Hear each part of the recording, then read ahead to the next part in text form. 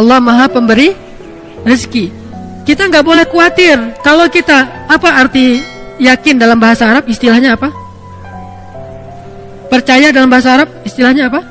Iman. Iman itu dari bahasa aman, yang artinya nyaman. Tidak ada rasa gundah, tidak ada gangguan, tidak ada zilzal, guncangan, tidak ada raib, keraguan-raguan, aman.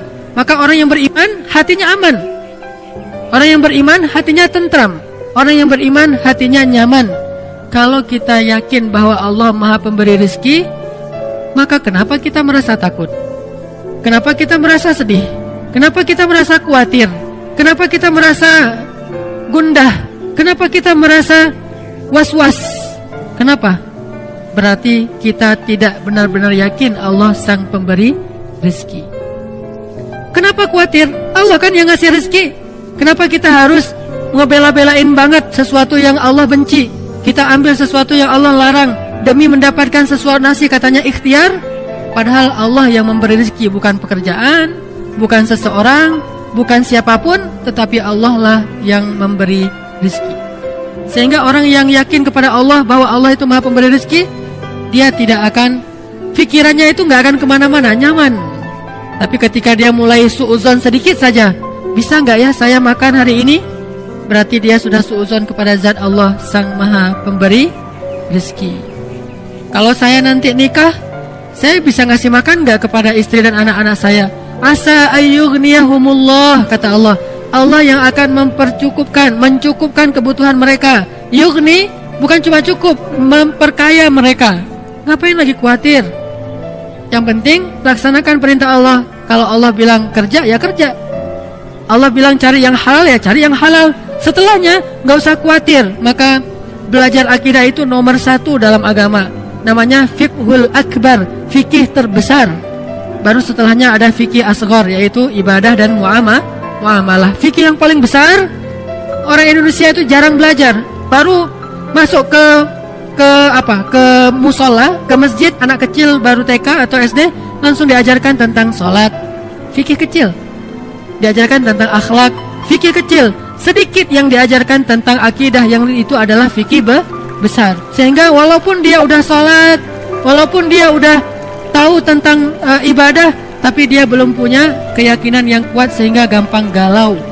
Muncullah generasi galau. Kenapa? Nggak ada akidahnya. Coba lihat di Mekah, ayat-ayat yang turun di Mekah, apa isinya? Akidah akhirah, akidah akhirah, akidah akhirah. Iman kepada Allah, iman kepada hari akhir. Itu aja terus isinya. Baru nanti setelah di Madinah muncul sholat yang sudah 5 waktu. Walaupun dia menjelang hijrah ke Madinah, sholat 5 waktu. Kemudian puasa, kemudian zakat, kemudian jihad, kemudian menutup aurat, hijab, kemudian haji, umrah di Madinah. Kalau sholat menjelang Madinah, walaupun sholat itu udah ada sejak awal risalah, tapi dikonsep dalam bentuk 5 waktu menjelang ke Madinah. Intinya syariat itu baru muncul setelah sampai di Madinah. Sebelumnya akidah akhirah, akidah akhirah. Coba lihat ayat-ayat tentang yang di juz amma, rata-rata akhirah, akidah. Ini menunjukkan bahwa yang harus kita bangun terlebih dahulu adalah jangan suuzon sama Allah. Kalau kita udah gak suuzon sama Allah, insya Allah kita gak akan suuzon sama manusia. Kita tidak akan menjelek-jelekkan manusia. Kenapa? Bagaimanapun juga dia adalah ciptaan Allah. Makanya salah satunya yang paling gampang, misalnya Allah Maha Pemberi rezeki. Udah, kenapa ragu? Kenapa kita bilang ini jangan, ini gak boleh, pekerjaan ini haram, tapi keuntungannya gede? Berarti makin gede dosanya. Udah, tinggalkan saja pekerjaan ini, ambil pekerjaan lain yang halal. Terus saya mau makan apa? Nah, ini yang nggak yakin sama Allah nih, iftira. Ini suuzon sama Allah. Kalau misalnya dikatakan ini haram Ustaz, haram. Tanya lagi ke Ustaz lain, Ustaz ini halal nggak? Haram. Ustaz ini halal nggak? Haram. Dalilnya jelas. Ya sudah, mulai hari ini juga saya langsung akan resign. Saya akan minta berhenti. Bahkan uang pensiunnya pun saya nggak berani makan. Kalaupun saya ambil, saya kasih ke fakir miskin, tapi saya tidak akan makan. Kenapa? Saya tahulah Allah yang Maha Pemberi rezeki. Falima syak. Lalu kenapa ragu? Kenapa was-was? Kenapa khawatir? Gara-gara kurang yakin kepada Sang Pemberi rezeki. Kan enak hidup kalau udah yakin sama Allah Maha Pemberi rezeki. Dan yakin itu yakin yang paling benar. Kalau keyakinan kepada selain Allah, keyakinan yang palsu. Hari ini kita mendapatkan bukti, besok udah nggak ada lagi bukti itu, dia sudah mengecewakan. Tapi kalau yakinnya kepada Allah, Allah Maha benar.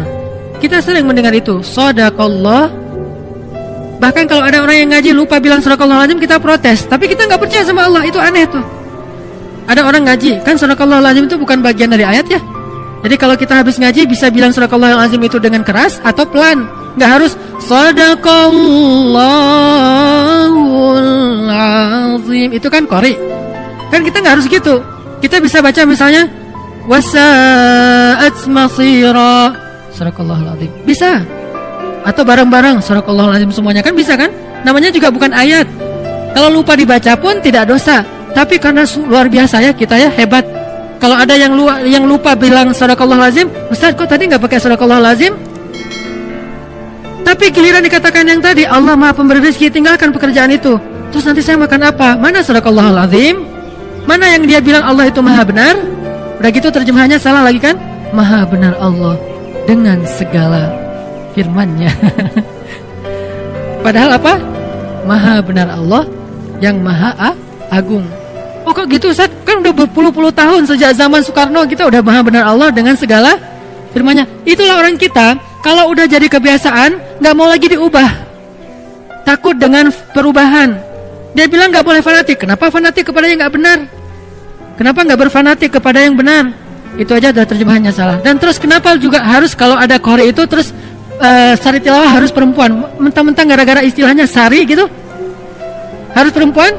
Shadaqallahul azim. Udah sebelahnya aku berlindung dari godaan setan. Nunjuk lagi tuh yang terkutuk. Ini kenapa harus gini gitu loh. Aneh kan? Kenapa nggak si qori'nya aja? Kan udah ada Quran terjemah, tinggal baca. Dia baca gini nih. Dengan nama Allah yang Maha Pengasih lagi Maha Penyayang, sungguh kami telah memberikan kepadamu kemenangan yang nyata. Kan jelas. Kenapa harus ada dua orang? Satu laki-laki, satu perempuan. Bukan muhrim pula. Saya qori waktu kecil. Jadi saya sering tampil di televisi malam Jumat, cari tilawahnya perempuan. Masih kecil untungnya. Coba kalau udah remaja, cari tilawahnya perempuan, qori'ah, suaranya bagus. Dia aku berlindung apa segala macam. Nanti kalau ayatnya tentang neraka, oh, kayak orang baca puisi kan? Ini karena kebiasaan kita. Makanya kalau kita rajin bilang shadaqallahul azim, kenapa shadaqallahul azim itu nggak masuk ke hati? Kenapa cuma di lisan? Shadaqallahul azim, Maha benar Allah yang Maha Agung. Kenapa enggak? Oh benar tuh, memang benar, ayat itu memang benar. Memang Allah Maha Razzaq, memang Allah Maha Rahman, memang Allah Maha Ghafur, memang Allah Wahhab. Jadi kalau misalnya dia belum dapat anak, berdoa lagi, berdoa supaya Allah kasih anak. Udah berdoa, bukan udah, nggak ada cerita udah berdoa, terus berdoa. Kenapa? Kalau nggak dikasih anak nanti dikasih di mana? Di surga. Emang di surga ada anak? Hadis riwayat Tirmidzi, baru aja kemarin saya baca. Kata Nabi, ketika seseorang menginginkan anak di surga, hari itu juga istrinya hamil dan melahirkan tanpa rasa sakit. Hadis riwayat Tirmidzi. Abu Dawud, ketika seseorang menginginkan anak di dalam surga, hari itu juga istrinya hamil dan melahirkan tanpa rasa sakit dan tanpa menghilangkan keperawanannya. Lahir anaknya.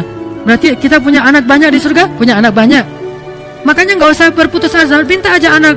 Rabbi habli minas salihin, Rabbi habli min ladunka waliya, waj'alhu Rabbi radiyya, Rabbi habli min ladunka dzurriyyatan thayyibah, Rabbana hab lana min azwajina wa dzurriyyatina qurrata a'yun. Kok belum Ustaz? Ala inna nasrallahi qarib, innallaha sami'ud du'a, Rabbi habli minas salihin, Rabbi habli minas salihin. Terus saja minta. Kenapa? Allah kita yakin Sami', Maha mendengar. Dan kita yakin, kata Nabi dalam hadis qudsi, Allah berfirman, aku malu kalau melihat hambaku mengangkat kedua tangannya lalu aku tidak mengabulkan doanya, itu aku malu. Maka kalau kita yakin sama itu, terus saja minta. Allah nih pasti malu nih gak ngabulin. Allah beri saya anak, pasti Allah malu, pasti Allah mendengar. Tapi kalau kita bilang Allah dengar gak ya, itu suuzon.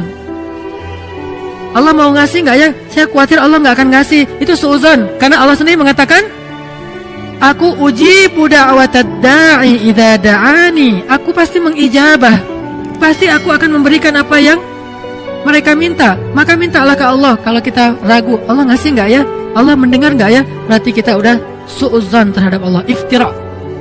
Padahal Allah sami'ud du'a. Allah wahhab, maha pemberi. Allah syakur, maha menghargai. Allah razak, maha memberi rezeki. Ini nggak boleh kita ragukan sedikit pun, sampai nanti kita malah bersuudzon kepada Allah. Mengurangi hak Allah itu nggak boleh.